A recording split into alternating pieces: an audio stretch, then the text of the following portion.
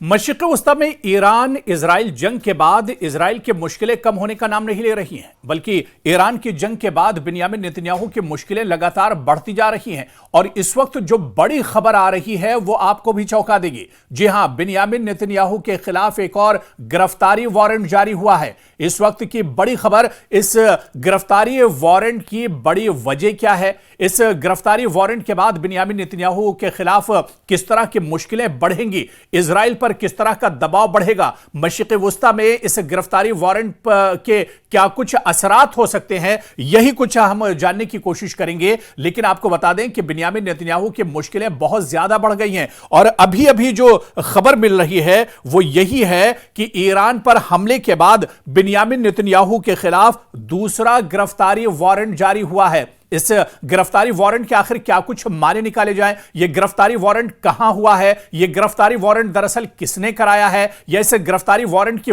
वजह क्या है, इसके असरात क्या होंगे, कितनी बड़ी मुसीबत यह बिन्यामिन नेतन्याहू के लिए है, इसी को हम समझेंगे। पूरा वीडियो आप देखिएगा। दरअसल यह पूरा जो मामला है, गिरफ्तारी या वारंट का जो पूरा मामला है, यह 12 रोजा ईरान और इजराइल की जंग से जुड़ा हुआ मामला है। दरअसल 23 जून 2025 को इजराइल ने ईरान के मशहूर इविन जेल पर एक फजाई हमला किया था। ईरान के अंदर, तेहरान के अंदर इविन जेल है जो बहुत मशहूर जेल है। इस जेल को ईरान पर जब हमला इजराइल ने किया है तो उसने इविन जेल पर भी हमला किया था, उसने एयर स्ट्राइक किया था और सीधे सीधे इस जेल पर एक तरह से अटैक इजराइल ने कर दिया था। और इस हमले में इजराइल और ईरान के दरमियान जारी 12 जंगी जंग के दौरान दरअसल यह हमला हुआ था। और अब तेहरान का यह बड़ा दावा है कि इस हमले में कम से कम 80 कैदी मारे गए हैं और दर्जनों जख्मी हुए हैं। इवन जेल पर यह जो हमला इजराइल ने किया था, इस हमले में 80 कैदी जो इस जेल के अंदर बंद थे, 80 कैदी हलाक हो गए, 80 कैदियों को इजराइल ने मार दिया। और इसके अलावा सैकड़ों की तादाद में जो कैदी थे वो एक तरह से हलाक हो गए। इवन जेल की जो इमारत है वो बुरी तरह से इस हमले में डैमेज हो गई और इसके बाद यह बड़ा कदम उठाया है। और आप देखिए कि यह कार्रवाई जो की गई है गिरफ्तारी वारंट की, यह दरअसल इंटरनेशनल एमनेस्टी इंटरनेशनल की तरफ से की गई है और एमनेस्टी इंटरनेशनल ने इस पर बड़ा इल्जाम लगाया है। एमनेस्टी इंटरनेशनल ने दरअसल इंसानी हुकूक की आलमी तंजीम एमनेस्टी इंटरनेशनल ने इस हमले को जंगी जुर्म एक तरह से करार दिया है। जंगी जुर्म इसे बताया है क्योंकि जेल में जो कैदी होते हैं उनकी पूरी जिम्मेदारी सरकार की होती है और यह एक बहुत बड़ा एक तरह से मामला होता है। और उस जेल को निशाना बनाया है इजराइल ने और बिन्यामिन नेतन्याहू ने जब ईरान और इजराइल के दरमियान जंग हो रही थी। तो ऐसे में एमनेस्टी इंटरनेशनल ने यह पूरा मुद्दा उठाया है और उसने जेल के ऊपर जो हमला किया है उस हमले को जंगी जुर्म करार दिया है। और इसमें कहा गया है कि इविन जेल दरअसल एक सिविलियन, एक शहरी मकाम है जहां सियासी कैदी, सहाफी और आम शहरियों को रखा जाता है। जो बड़े कैदी होते हैं उन्हें दरअसल इस कैद में रखा जाता है। और हमले में गैर मुनासिब और गैर कानूनी दरअसल इस कार्रवाई को माना गया है। और आप देखिए एमनेस्टी इंटरनेशनल ने यह भी कहा है कि यह हमला दरअसल धोखे में नहीं, बल्कि यह जो हमला किया गया है यह जानबूझकर इजराइल ने हमला किया है। बड़ी चीज तो इसमें यही है कि यह हमला जानबूझकर इजराइल ने किया है। जानबूझकर जो कैदी थे इवन जेल के, उन्हें जानबूझकर निशाना बनाया गया है और इसी वजह से यह मुद्दा काफी ज्यादा गर्म है और जानबूझकर इन कैदियों को एक तरह से नुकसान पहुंचाया गया है। एमनेस्टी ने यह मुतालबा किया है अपनी इस रिपोर्ट के अंदर कि इस वाकये की बैनुल अक़वामी फौजदारी अदालत यानी ICC में तहकीकात और मुकदमा होना चाहिए। तो गिरफ्तारी वारंट तो जारी हुआ ही है, लेकिन दूसरी तरफ एमनेस्टी इंटरनेशनल ने यह भी मुतालबा किया है कि आलमी अदालत में, बैनुल अक़वामी अदालत में, फौजदारी अदालत में यह पूरा मामला जाना चाहिए और इस पर पूरी तौर से एक तरह से कार्रवाई होनी चाहिए और तहकीकात होनी चाहिए और इस पर पूरा एक मुकदमा चलना चाहिए। आप देखिए कि अब इसके असरात क्या कुछ हो सकते हैं, क्योंकि बरतानिया समेत मौजूदा वक्त में 25 इत्तेहादी आलमी मुल्क ऐसे हैं जो ये मांग कर रहे हैं कि फिलिस्तीन को अब एक तरह से तस्लीम किया जाए और गजा पर जो जंग इजराइल कर रहा है उस जंग को दरअसल रोका जाए। और मौजूदा वक्त में आप देखिए, चाहे फ्रांस हो, चाहे ब्रिटेन हो या दुनिया के और कई मुल्क हैं, उन्होंने इजराइल की और बिन्यामिन नेतन्याहू की गजा में जो बर्बरियत है उसकी खुलकर एक तरह से मजम्मत की है। इन ममालिक ने इजराइल के खिलाफ सिफारती दबाव भी एक तरह से बढ़ा दिया है।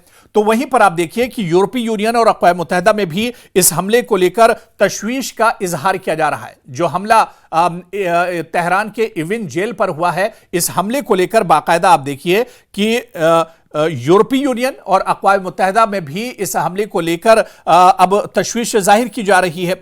और आप देखिए कि कुछ जो रिपोर्ट्स आई हैं वो रिपोर्ट्स ये बताती हैं कि दरअसल इंटरनेशनल क्रिमिनल कोर्ट में नेतन्याहू के खिलाफ ये दूसरा वारंट है, गिरफ्तारी वारंट जो एक तरह से जारी हुआ है। और खास तौर पर ईरान के हमले के तनाजुर में यह दूसरा मामला है। देखिए, इससे पहले भी आप देखिए कि बिन्यामिन नेतन्याहू तो बहुत बड़े करप्शन के मामले में इजराइल में फंसे हुए हैं। इजराइल में उनके खिलाफ लगातार सुनवाई हो रही है, लगातार उन पर कई बड़े मुकदमे चल रहे हैं क्यों। और यही कहा जा रहा है कि अगर इक़्तिदार से बिन्यामिन नेतन्याहू हटते हैं, उनकी सरकार गिरती है इजराइल में, तो सीधे उन्हें जेल जाना पड़ेगा, क्योंकि बदनवानी के जिस तरह के करप्शन के उनके ऊपर इल्जामात लगे हुए हैं, उन इल्जामात से बिन्यामिन नेतन्याहू नहीं बच सकते हैं। और अब देखिए कि नया दबाव, अब उनके ऊपर दूसरा वारंट जारी हुआ है गिरफ्तारी का, यानी बिन्यामिन नेतन्याहू के खिलाफ दायरा तंग होता जा रहा है। बिन्यामिन नेतन्याहू के खिलाफ परेशानियां और मुश्किलात जो हैं वो लगातार बढ़ती जा रही हैं।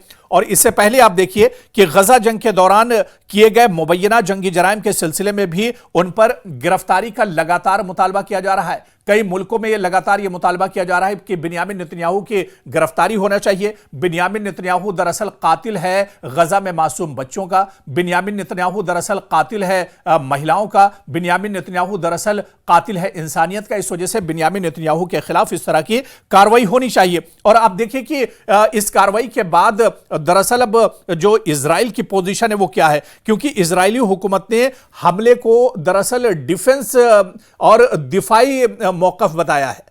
उसने कहा है कि हम अपने बचाव में दरअसल ये हमला कर रहे थे, जिसमें इस जेल पर भी एक तरह से हमला हो गया। दरअसल ये इजराइल का एक झूठ है और प्रोपेगेंडा है जिसे दुनिया अब अच्छे से समझ रही है। और इजराइल का कहना है कि इविन जेल में ईरानी पासदाराने इनकलाब के अहलकारों की सरगर्मियां थी। देखिए कितना बड़ा झूठ है। दुनिया जान रही कि तेहरान के अंदर सबसे बड़ा जो एरिन जेल है, यह सबसे बड़ा जेल है जिसमें वहां के कैदियों को रखा जाता है। लेकिन अब इजराइल यह कह रहा है कि इस जेल के अंदर दरअसल पासदाराने इनकलाब यानी IRGC के जो अहलकार हैं, जो ईरान की सबसे बड़ी जो सिक्योरिटी विंग है, जो फौज है, उसके अहलकार दरअसल इस जेल में छुपे हुए थे। इस वजह से उसने यह हमला किया है। तो कहीं ना कहीं यह चीज तो साफ हो गई कि इजराइल ने जो हमला किया है, यह हमला जानबूझकर उसने किया है, यह हमला दानिस्ता तौर पर उसने किया है। यह हमला उसे बिल्कुल पता था कि यहां पर इस जगह पर जेल है, यहां पर कैदी हैं, लेकिन उसने जानबूझकर यह हमला किया है। उसके इस बयान से यह चीज तो अब एक तरह से वाज़ेह हो रही है। लेकिन अब आप देखिए कि इजराइल अब इस पूरे मामले में कहां पर खड़ा है, क्योंकि परेशानियां इजराइल की बढ़ती जा रही हैं। बिन्यामिन नेतन्याहू के खिलाफ दायरा लगातार तंग होता जा रहा है। इजराइल को अब न सिर्फ गजा में अपनी कार्रवाइयों पर आलमी तनकीद का सामना करना पड़ रहा है, बल्कि ईरान हमले ने भी इसकी सिफारती जो साख है इसको मजीद एक तरह से नुकसान पहुंचाया है। अगर आप यहां पर देखिए कि अगर इंटरनेशनल जो अदालत है यानी ICC ने तहकीकात का शुरुआत कर दी, जो हालांकि बहुत मुश्किल लग रहा है, क्योंकि इससे पहले भी इजराइल इस तरह की नापाक हरकतें करता रहा है। बिन्यामिन नेतन्याहू लगातार इस तरह की हरकतें करते रहे, लेकिन इंटरनेशनल अदालत उनके फेवर में नहीं गई, क्योंकि जो सुपर पावर अमेरिका है वो इजराइल के साथ खड़ा है। इस वजह से ICC कभी कार्रवाई नहीं करता है। लेकिन आप मान लीजिए कि अगर जिस तरह से अमेरिका गुस्सा है, इजराइल से नाराज है, और जिस तरह से फ्रांस और ब्रिटेन भी अब इजराइल के खिलाफ जा रहे हैं, और आने वाले दिनों में अगर बिन्यामिन नेतन्याहू अकेले पड़ते हैं और उनके खिलाफ अगर ICC ने तहकीकात का आगाज कर दिया, तो आप यह मानकर चलिए कि बिन्यामिन नेतन्याहू और इजरायली क़यादत को बैनुल अक़वामी सतह पर गिरफ्तारी या सफरी पाबंदियों का भी सामना करना पड़ सकता है। ईरान हमले ने मशरिक़ वुस्ता में मजीद कशीदगी को एक तरह से हवा दी है और लबनान, शाम और यमन में इजराइल के खिलाफ मज़ाहमती ग्रुपों की गर्मियों में भी लगातार इजाफा हो रहा है। यानी कुल मिलाकर आप देखिए कि परेशानियां लगातार बिन्यामिन नेतन्याहू के खिलाफ बढ़ती जा रही हैं, मुश्किलात बढ़ती जा रही हैं और जो नया वारंट है यह भी अब परेशानियां बढ़ाएगा बिन्यामिन नेतन्याहू की। कब तक बचेंगे और कब तक खैर अपनी मनाएंगे, यह देखना बहुत अहम होगा, क्योंकि ईरान की जो इविन जेल है इस पर हमले और गजा में कार्रवाइयों ने इजराइल को एक बड़े सिफारती और कानूनी बहरान में एक तरह से जरूर धकेल दिया है। लेकिन इस बहरान से अब बिन्यामिन नेतन्याहू कैसे निकलते हैं और इजराइल इस बहरान से कैसे निकलता है, यह देखना भी आने वाले दिनों में अहम होगा।